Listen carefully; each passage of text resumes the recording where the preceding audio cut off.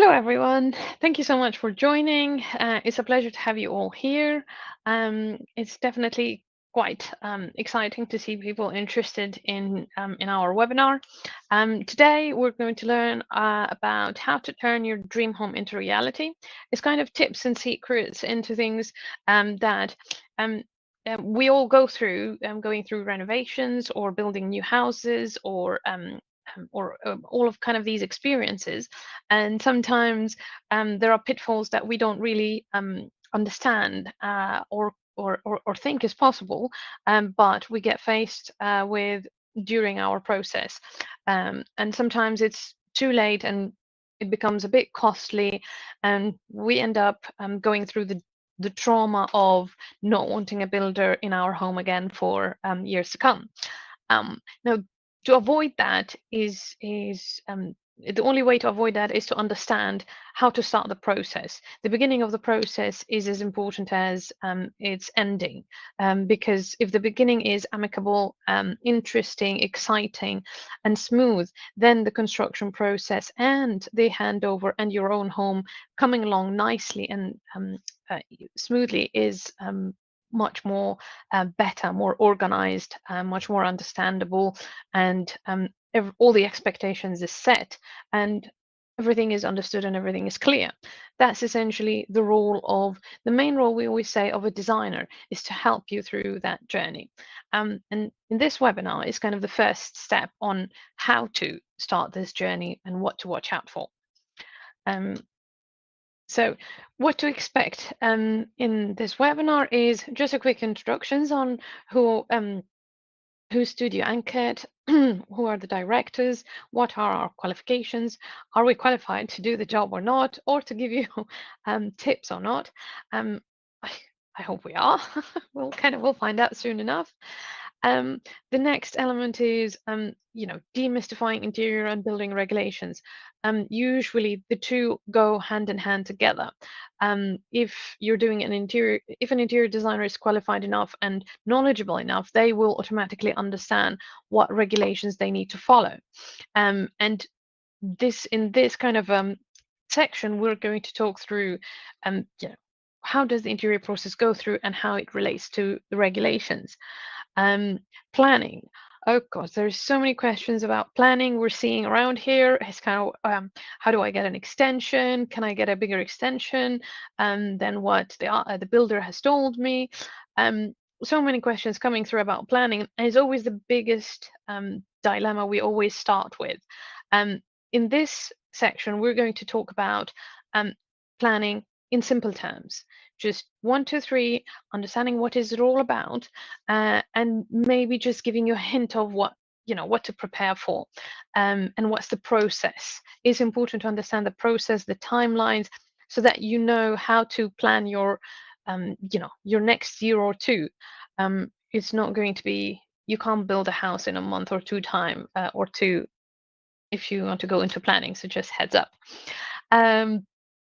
Fast track your project. Now, having a design expert service with you from the beginning of the project, it definitely helps you finish the project faster, understand when things are going to happen, understand where when the builder can officially be out of the house and you move in. It's very important. So many times and so many clients, they do it different ways, and then so many delays happen, so many surprises come to light, and then it just becomes, as I said at the beginning, traumatic and unpleasant experience.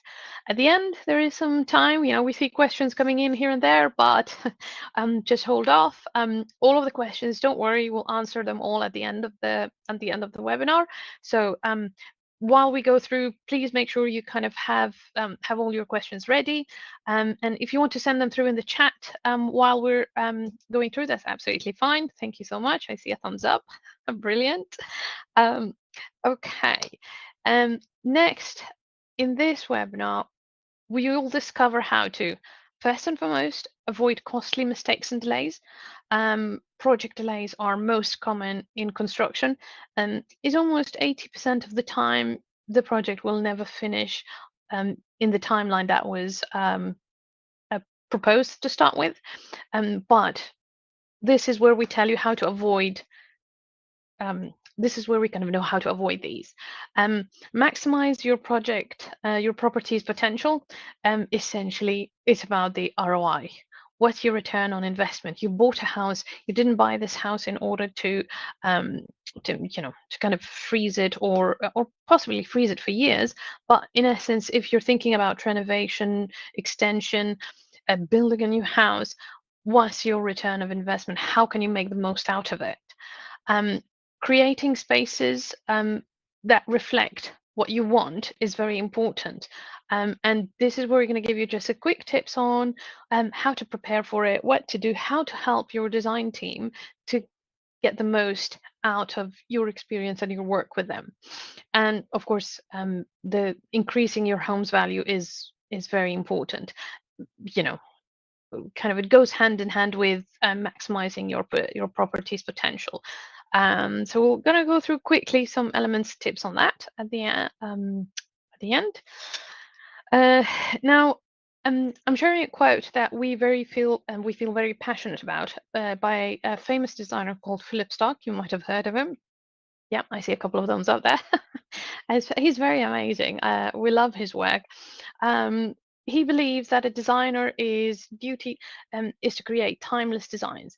In order to be timeless, what you have to create designs that are not going to only survive a year or two. It needs to make sure we need to make sure as designers we create um, homes and places that will survive at least 20 years. Why? Because you don't go refurbish your house every 2 years.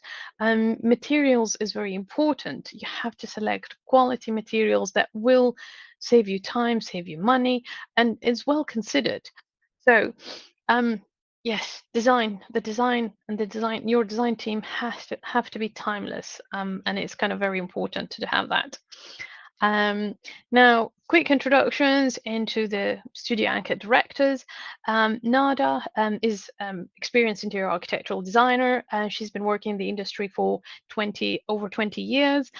She worked on high-end projects, royal palaces across, UK, Middle East, Europe, everywhere. She's alumni of an alumna of Edinburgh College of Art, and she's also an honorary member of the Society of British Interior Designers. So it's kind of, thank you so much. Nada is me. Thank you very much. Now, Robert, again, is the director of and co-founder of Studio Anqet.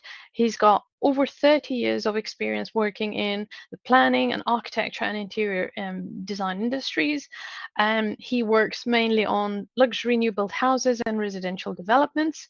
A graduate of East London University with a diploma in interior design, and he is the planning application specialist in our studio.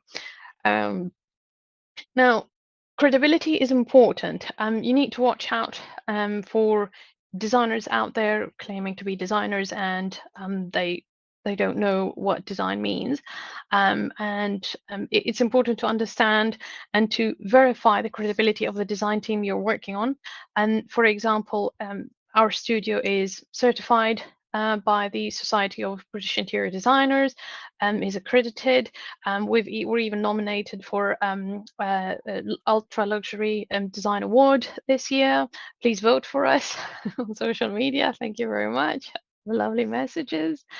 So in essence, it's important to check the credibility of your design team, whether it's us or someone else. But it's really important to find the credible body that will, that they will demonstrate their work. Ask about their track record. For example, we already have 4 awards under our belt for the past 2 years, and we're aiming for more this year. Always ask about the track record. Providing award-winning design is it provides you with a comfort that the team knows what they're doing. They're good enough. Their designs are of good quality, and they will understand what you're after. track record, very important. And not only that, sometimes seeing the designer being published in different magazines, whether it's physical magazines or online publications, it verifies their credibility and verifies that the work that they provide is good enough. If these publications trust them to publish their work, this means they are definitely getting the thumbs up. They're good enough for you to consider as part of your team. And thankfully, we are with that kind of we tick that box. Thankfully, plenty considerations. Now we jump into the more useful parts of the webinar is considerations. The risks of unconsidered design, or the risk. What if you jump the gun straight away and start building? First and foremost, financially, costs can overrun potentially between 5 to 15%. In some cases, we've seen it even run above that, which causes a bit of a hindering, because at some point you find out yourself running out of money. And it's kind of it's a bit disheartening not to be able to continue the project the way you wanted it to. We do say always allow for contingency. Make sure there is some extra funding set aside just in case the unexpected happen. We get flurry of snow that's kind of out of this world, or rainy season that's unprecedented, or some of these elements are unavoidable, and sometimes they will happen. So make sure you have some funding available for these overruns. But if a design is well considered, well thought of, and well organized at the start, definitely that would reduce any financial risks and any financial impact. Increased maintenance expenses. Of course, buying low-grade quality, for example, decking or timber, is ultimately less cost efficient than buying better quality, maybe composite type of decking. So these kind of variations, small variations, won't have, it will be almost the same cost to start with. Sometimes actually the actual timber, cheap and cheerful, can be more cost efficient, but in the long run you will realize that it was actually costing you more to maintain it, varnish it, do all of that, and at some point definitely at some point it will rot away, and then you have to replace it. So every 5-10 years you have to replace it, and it's a bit, actually less than 5 years maybe. It's a bit disheartening. So again, if a design is well considered, it will help you avoid these issues. Reduced property value. Now sometimes, not being considerate in the design, you sometimes end up with rooms that are too small to use, and therefore not really cost efficient. When you get to sell them, you get to sell the house, it's not happening, because some of the rooms or some of the layouts and the arrangements are not really considered. They don't work well, and therefore they're deterring buyers. Especially when you get to the luxury side of things, it's important that the layout flows through, the every space is proportionate, everything is considered. Rooms with en suites are having the proper size en suites. All of these elements, of course, helps to elevate the property value, rather than if not considered properly, it then of course has a negative impact. Project delays. Well, of course, if for example, if a project is not properly coordinated between what you want in the interiors and what the structure engineer actually needs, you end up with problems on site, columns not sitting in the right place in the middle of kitchens, living rooms, etc. And you showing up on site and you're like, oh my God, I didn't expect that column to be here. I didn't expect the ceiling to be that low. And then projects go on hold, and subsequently redesign elements, and of course causing unfortunate delays. Now, performance and quality concerns. It's important that safety is considered building regulations exist for a reason, to make sure that everyone is safe, that your handrails are safe, the staircases and heights and threads, everything is properly designed and detailed so that it's safe for for your family, for your children, for your parents and grandparents. All of that is very important. So safety is important, and it's definitely one of the biggest considerations while designing a luxury home. Um, user and energy efficiency is very important to be with the latest regulations. It's very important to be to consider the energy efficiency aspect with the new SAPS calculations and insulation thicknesses required when designing when starting the design of the process from day one. For example, previously a wall, if it was 300 mil thick, it now has to be 350. Roofs are also different, and there is a lot of energy calculations and requirements that is good to be thought of from day one. Is actually, if I say critical, to make sure that you have economical home for the future. User satisfaction and environmental impact. It's important that you're happy about the space. It's important that you love your home. There's nothing worse than building a house and you're like, it doesn't suit me. This is not right. This is not right. Unfortunately, some clients just is like they want to finish it and just move on. But it's important you're happy about your home, and that's why well considered design from day one helps make sure that everyone is pleased. And of course the environmental impact is important, whether considering solar panels, air source heat pump, ground source pumps. All of that is part of the process, and the financial process as well. Regulatory compliance. Now, during the design process, it's important that every design team working with you understands what the legal requirements and the building regulations. Legal requirements can start from party wall agreements, which it can impact your design, it can impact your structure, your foundation. It's important that your design team understands what needs to be done on that aspect. And also when it comes to building regulations, as I said, the different steps, stair heights, handrails, all of that kind of small things, even switches height and sockets in relation to kitchens and floors and all of that, they're very important. Funny enough, if a socket is too close to a sink, electrifying, not good. So these are considerations to kind of take into mind.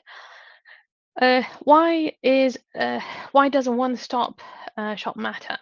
Well, sometimes when working with a design team, it's important that they become your partner, their partner during this entire journey, and they can start helping you, help guide you to the different consultants and different contractors that can bolt into that. The designer will have the passion to deliver your design as you want it. It's your vision, your life, your home. That's what a designer job is to deliver your vision. They have the passion for it. This is their calling, if I dare say. So that's quite important. Financial gain. See, there is a lot of designers out there. It's our industry, but there is a lot of designers out there that make their money out of suppliers that you purchase from. Now, but others, like us, for example, we don't. We pride ourselves that we don't need that. We charge our fees so that we give you the best experience, the best prices. But when it comes to purchase from suppliers, we don't ask for percentages, etc., from that. So if you're working through with a designer through the journey, it's good to ask that question to understand what's their affiliation, because it will explain to you why they're choosing certain suppliers or others not. for us, it's about delivering what you want in the most cost efficient way, so it doesn't really benefit us in on the long run. It's about making sure you're happy. Now, sourcing cost efficient design from day one. Um, for example, I'll use a simple example of sanitary ware. For when you get to purchase a sanitary ware selection, let's say sinks, taps, etc. Um, sometimes there are brands like Dornbracht, kind of high-end luxury brands that will cost have a different costing range than a more high street brands that are more cost efficient but provide still the best quality you can have, quality that will survive almost 10 if not 20 years. Now the cost of that, the cost of each of course is different, and your designer is their job to provide you with the options. And this is going to the different budgeting is very important from day one, so that you understand, okay, maybe for for the sanitary ware and the brassware, this is not important to go with the high end range, or maybe not the ultra luxury end range, maybe mid range, and tiles and stones, then maybe we spend more money on that. You understand where you want to spend your money, and this is quite critical. Procurement lead times, with all our current situations, COVID closures, wars, all of that, it has a huge impact lately on procurement and deliveries.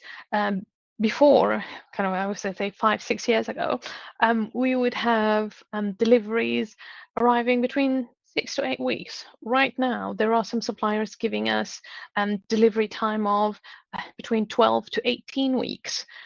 18 weeks. So it's important to know that during the design process, because if you need to buy a sofa, a chair, a year and a half in advance, it's quite a long time. But you know, the construction process might take the entire year, so you actually might have enough time, if not ample of it, to purchase your dream sofa, your dream dining table, your the sculpture that you wanted to have all your life. So that's quite important.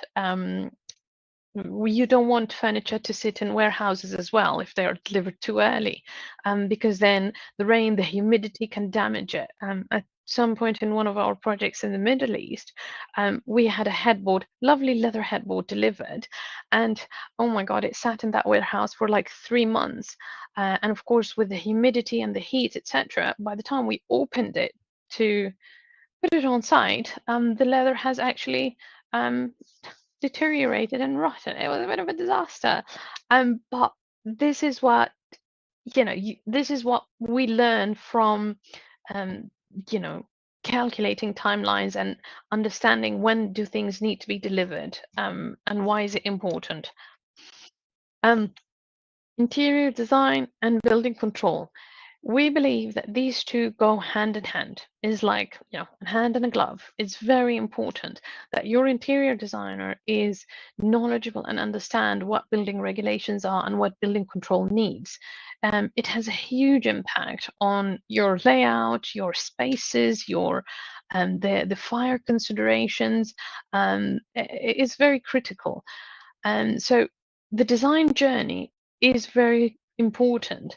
Um, your designer will have to sit with you and um, understand what are your needs, what's your lifestyle like, and take you through a journey. It's about enjoying your design journey rather than just build a house. The journey is very important because it's kind of almost therapeutical. You learn more about yourself. You understand who you are. You understand how your family would live, and how they will use this space. And it's really a self-discovery. It's really quite enlightening.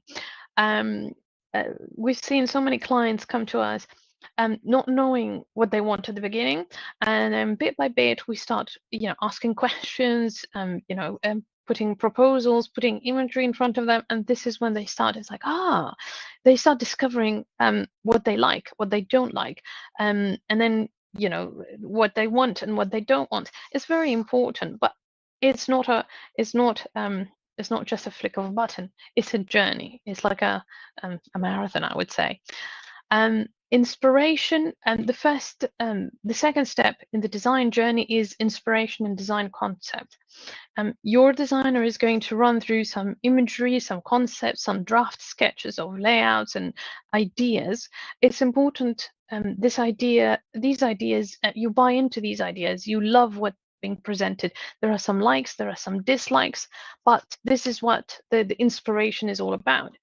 After that, the design concept is taken in through to the design development, where it's developed in a more detail, where the regulations are kind of penciled in, and it's all kind of to the kind of considered. So that this space is now compliant, ticks all the boxes, and it's safe and happy.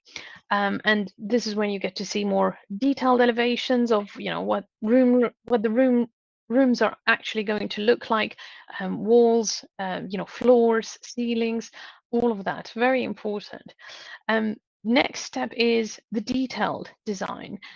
This is when we go through every single minute detail of every screw, every bolt, every skirting, every door frame, handles, every switch and socket you will have. This is kind of the critical part of the design, because this is what makes attention to detail is very important and very rewarding at the end. And this is what defines luxury, really, is the attention to detail. And then, of course, at the end of all of that, building control sign-off is almost guaranteed. If your interior designer went through this whole journey and through all this process with you and subsequently with the building control officer, the design sign-off is smooth and easy. And then you can start building. Planning applications. The mystery of what to do with planning is baffling, because our councils make it very, very complicated to understand what needs to be done when and the routes for that. First step, that's what we always say to our clients. First step is look out for restrictions. What restrictions does your property have? Do you have an Article 4 restriction? Do you have, is it in a conservation area? Is it a listed building? Is it in an area of natural beauty, green belt, a grey belt? All of these kind of, is there a church next door or a brewery? And sometimes that can impact what you can and cannot do on your property. It's very important to understand what restrictions do you have. Usually these are declared during the purchase. So your solicitor will highlight to you, what are these restrictions? If not, ask them the question, is there any restrictions that will affect planning? Is very critical, because then this is always question number one, and it's not always easy to find out about these restrictions unless you've done a lot of research and digging. We can do that, but again, it's much more cost efficient for you to at the beginning to know what the restrictions are. So it's kind of bam bam bam, then we can give you straight away the advice and what needs to be done. Now, for planning applications, there are 3 clear routes. Permitted development, there is a permitted development route, there is a prior approval, and there is full planning applications. Now, the permitted development and the prior approval routes are the most, I would say, straightforward. It's about a box ticking exercise. It's easier, it's much smoother to do, and rest assured, sometimes actually you can get more out of a prior approval than you can get of a full planning application. So for a prior approval, for example, you can get a large ground floor extensions, up to 6 to 8 meters. 6 to 8 meters ground floor extensions, which is amazing. You can't get that under permitted development. But for permitted development, you can probably get a loft conversion, a smaller ground floor extension. You can get outbuildings, as many outbuildings as your site can allow. These, we would say, definitely, we always try to look for submitting applications under these two, permitted development or prior approval. There is the third route, which is the full planning application. Now that's definitely, it's inevitable for so many places and so many houses, but again, it just requires more reports, more work to be done, and just it's just a little bit more onerous than the other two routes. For timeline-wise, it's important to understand that council's review times for any application, any of these three routes, is a minimum of 8 weeks. It can overrun, as highly unlikely, but always allow for 8 weeks for the council to review your application and give you comments and approval, or anything else. Now, planning conditions to be discharged. Now, this is something that a lot of our clients don't realize they need to do.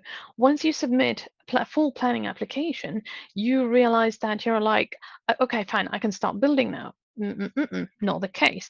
In a lot of situations, there will be conditions put on the full planning application. And these conditions, for example, the most common one is landscape design. You have to submit landscape design for the council to approve.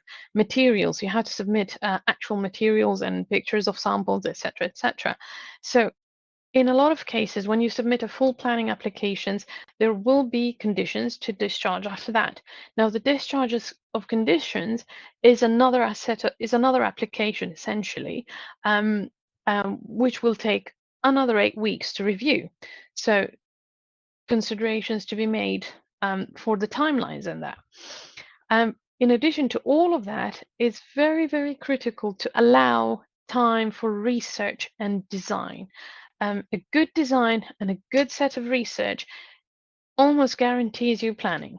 Almost. In all of our situations, in all of our clients, in all of our projects that we've done in the past, God knows how long, we haven't received a single planning refusal. This is because, first of all, quality design and quality, and having the time to design it properly, and proper research where we can find the loopholes, find examples, and from neighboring properties, history. All of that is very, very important. So while you're calculating your timeline for your project, please make sure you allow for research and design. The numbers. Now, these numbers might be a bit surprising, but is very true. Typically across London, refusal rates is between 15 to 30%. This is absolutely normal. And in some boroughs, actually, it exceeds 40%. Some boroughs are very stringent and very strict about the design and the quality of the design that they have. And this is where your design team needs to come along and needs to understand what the borough is, what the design is. And this is, again, it takes you back to the research and the design time. Very important. Now, how to fast track your project?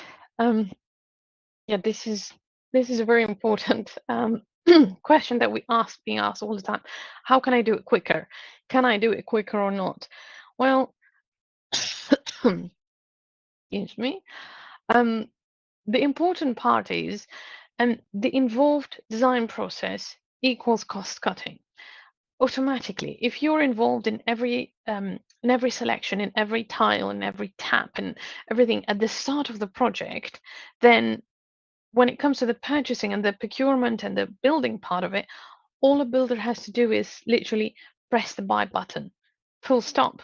There is no throwing back and forth. There is no issues. It's kind of you know what you're going to get, and all that it has to be done is just be purchased and build. So essentially cost cutting and time as well, time saving. If all the details, the curtain pockets, the curtain tracks, the pendants, the lighting, if all of these details are done and dusted before the construction, then it's much easier to plan for it. Then the contractor will know what type of shop drawings do we need, what kind of kitchen, when does the kitchen supplier need to send their drawings, etc. So the planning process of this is much easier and much more quicker. Um, Definitely helps move things a lot faster than while they're constructing it. They're like, oh, so what do you want here?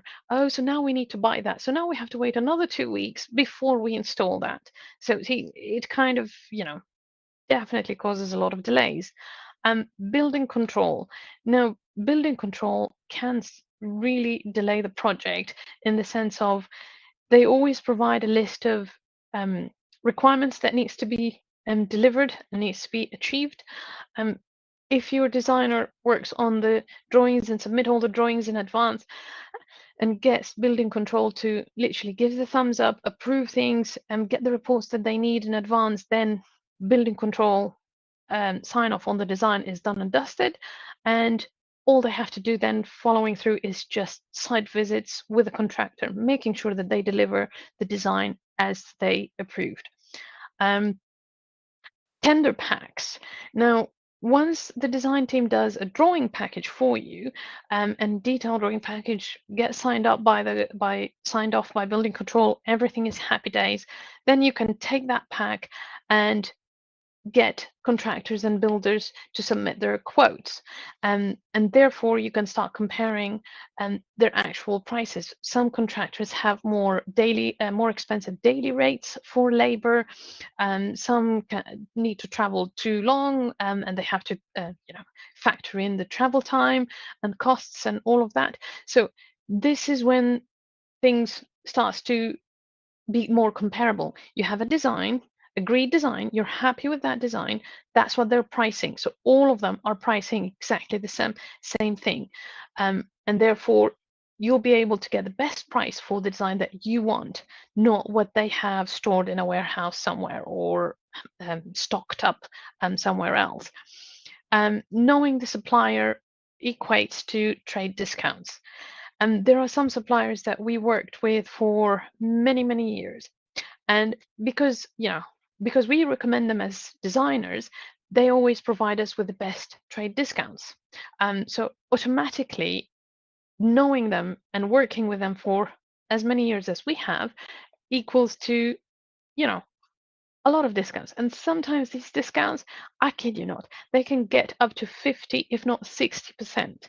You can get 60% discount on some of the packages through your designer. Is incomprehensible, I know, but it's very important that it will help you. It definitely help you. Why would it fast track your project? It would save you money. So that's kind of happy days. No costly surprises during the build. Uh, we can't guarantee, of course, floods and snow and all of that. British weather, it's hardly controllable. I know, lots of laughs here, British weather. We love the British weather, nevertheless. But there will be no surprises during the construction in the sense of there won't be a steel beam in the wrong location. The roof will be this exactly height that you wanted. There will be no floor level differences because somewhere is higher than the other, or if any kind of issues, just simple issues like that. But these issues, they might sound simple, but they will cost money. We had a client at some point where massive garden, beautiful, lovely landscape, and with different steps. And part of the element that was kind of not not discussed is the different heights of steps. Or maybe not. It's kind of they couldn't imagine the different steps, and there was a lot of debate about it. And at the end of the day, they decided to change the design to be more comfortable for them, and that meant, of course, design change equals expenses and costs. But being involved with your designer from the beginning helps reduce these costs, and helps you make sure that it kind of it gets adjusted during the construction quickly and efficiently. So rest assured, there will be changes. Even during construction, there might be changes, but it's okay as long as it's kind of expressed and discussed with your designer straight away. Very important. What's your lifestyle? This is the key question we always ask our clients. What's your day-to-day routine? When you get into the house, what do you do next? Where do you put your keys? Where do you put your bags? Where do you put your coats? Um, what do you need space-wise? And your routine of course connects to the cultural considerations. How do you live your life? How do you invite friends over? Where do they sit? Where do you dine? um, Essentially, do you prefer private kind of spaces that, for example, reduces expenses of glazing, looking over streets or stuff like that? Um, all of these elements, it's important that you you kind of explore it and understand it. It's kind of almost kind of a therapy session, like I said. It's kind of understanding who you are and what your life um, says about you. And don't worry, don't be shy. It's absolutely fine. And there's no need to be shy about it. Embrace it. Embrace who you are, because this is how you live your best life, isn't it? Um, kind of most critical then next is materials and color palettes. Don't ever approve materials and color palettes online. Materials and color palettes need to be seen in order to understand exactly what you're going to get. You have to see the flooring finish, you have to see the paint finish, you have to see the curtain fabric. You need to see these elements in real life so you actually appreciate and understand what it looks like, what it's going to look like at the end. um, don't buy into these designers that will send you material palettes in a document online and then say, yeah, this is what we're going to build. Every screen is different, every material looks different, it's easy to manipulate colors on the computer. So please, it's very important, materials and color palettes, you see it in person. You have to see it in person in order to actually avoid surprises, like I said before. Wellness at heart. When we say wellness at heart, for us is considering every space and what every space will be used for. For example, if you're having a gym, the lighting in that gym is different. The color temperature of that lighting is different. If you're having the bedroom, a children's bedroom, it's every design consideration for each of these spaces is different, because it's about the welfare of whoever is going to be using it, and making sure, for example, baby's room, sharp corners, of course, the surfaces, soft. Um, these kind of these are small considerations, but at the end of the day, it provides you with the best, wellness aspect in your own home. um, One of the biggest things design-wise we always think of is circadian rhythm, how the sun rising and the sun setting and what the lighting should be like in order to provide you with a positive life, and positive outlook, and make sure that your home responds to you, and therefore it provides you with the best health. What to watch out for. Now, this is where the tips comes in handy. um, Build only versus um, uh, design and build. Um, a lot of contractors, they will have the capability to build a design when they have a design drawings and design package. Um, Other sets of a lot of other contractors, they will promote themselves with the design and build vision. But what's important to point out is most of the contractors online, um, and most of the contractors in this country, they actually don't have a design team, because it's more costly to hire a full-time designer, full-time architect, full-time structure engineer. All of this whole consultants team is too costly to have on board for a contractor. So they would usually, when they say design and build, most of the time that design is sourced out to the different consultants, which subsequently you will pay for it nevertheless, and it will be part of the price. But if you work with a designer from the beginning, the process is definitely smoother. Um, the first fix slash second fix promise. We see that a lot actually in most of the contractors in this country at this point in time.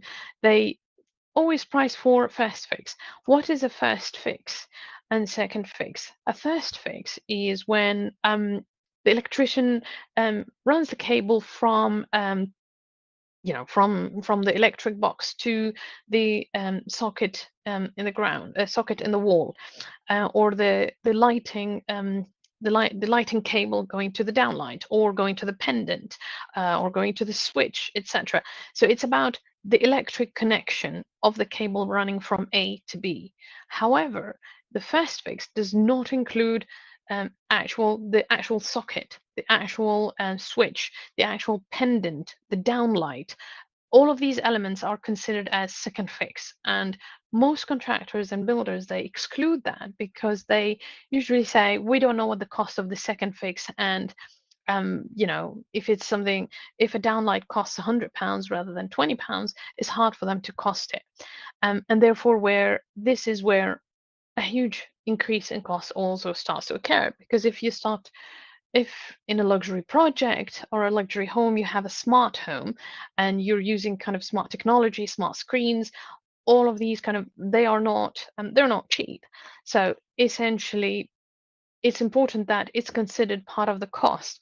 But the only way to know what you're going to have exactly is at the beginning, when you're doing the design, when you're doing the selection, you know exactly what elements you've selected, and therefore the contractor can easily price for the second fix as well as the first fix. Now, the build contract, we always recommend our clients to get GCT contract.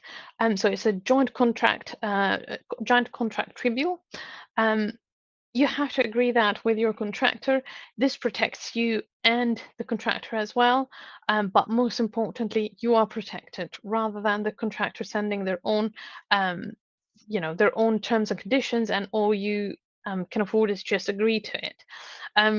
Plus, not to mention, it's critical you get your designer's feedback. They can tell you the pitfalls. They know how these contracts works. They know what contractors price for and what contractors miss, like that kind of first fix situation, and therefore they can help you avoid these pitfalls and kind of point it out to you. Always ask questions. There is no right and wrong answer. There is always a question and there is always an answer. You have to know what you're getting, and you have to know what you're investing in. And we're always asked the questions like, is it worth it? 100%. It will save you a lot of time, money, and at the end of the day, it's worth the investment. Absolutely. Having a designer on board to overview and to look over your design and to kind of run through it with you and to take you through this whole journey to the end is absolutely worth it. We have some clients that they were like, here is the key, tell me when it's done so I can move in. This is the peace of mind that you get. Know what increases your property value. This is always a $1 million question. It's kind of return. What's my return on investment? It's always good to understand what is worth it and what is not. For example, is a ground floor extension worth it? If you get, for example, under permitted development, a small extension, 3-meter extension, is it worth the investment? Or if I get a prior approval, for example, 6 or 8-meter extension on the ground floor, will it really add value to the property? Will it increase the value of the property? And then maybe then you go down an extra step. If you're going to pay 50, 60, 100 grand to do a ground floor extension, why not pay an extra, 30, 40 grand to do a 2-story extension? And then let's say you spend the money spent on a two-story extension, how much value did it add to the property, and how much you spent, and therefore, is it really worth it, or just buy a new house? We see that a lot, trust me. Bathrooms. One of the considerations is adding bathrooms does add value to your property. When they say 2 bedroom, 2 bathrooms, 2 bedroom, 3 bathrooms, the number the number does count in the value. Last but not least, consider outbuildings. It's becoming extremely popular right now for clients to have big, spacious, comfortable outbuildings. It adds habitable rooms, it adds square foot to the site. It just and if you add bathrooms in there as well, then it adds bathrooms. It just it's worth it. Then the investment becomes more lucrative. It's cheaper to build, it's quicker to build. The structural impact of it is quite small. Applications are quite straightforward because you can actually, in most situations, you can submit them under permitted development. So, thumbs up, definitely. Oh, and this brings us to the end of our lovely webinar. I slightly ran over by like 10 minutes, but please, by all means, time to answer some questions, I presume. Wow. Thank you, Nada, so much for that. That was so insightful. Thank you. Thank you for sharing so much of that knowledge. I know we went over, but I think it was useful. We have had a few questions, so I'm going to read some out. You've been coming in throughout the webinar, Nada, so you've probably answered some already, perhaps in part or in full. But I think it might be worthwhile doing so just to make sure that we cover all bases. The first question is, how do you think the new government will impact planning regulations? That's a really good question. The good thing about the new government and the Labour government is they are pushing forward for planning applications to be processed quicker. They're vouching for new and additional staff to councils. They're also introducing more flexible planning applications for green belt and grey belt, and for high streets. They're kind of promoting conversions of high streets and kind of revamping high streets. There is a lot happening with the new government right now that's pushing forward planning with councils.